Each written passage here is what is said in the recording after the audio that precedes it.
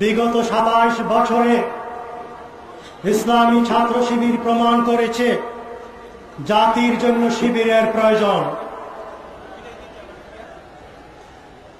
এই শিবির জাতিকে উপহার দিয়েছে এমন একটি সংগঠন যা শুধু সংগঠনই নয়, এটা হচ্ছে একটি শিক্ষা প্রতিষ্ঠান। মানুষকে শিক্ষিত করে পরিবার, শিক্ষিত করে শিক্ষা প্রতিষ্ঠান, শিক্ষিত করে সমাজ।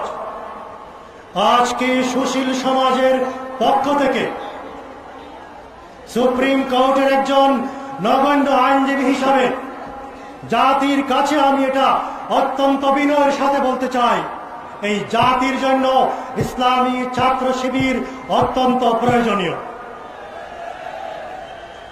দেশের রাজনীতিতে ইসলামী ছাত্র শিবির সরাসরি রাজনীতি না করেও একটি ইতিবাচক ভূমিকা রেখেছে।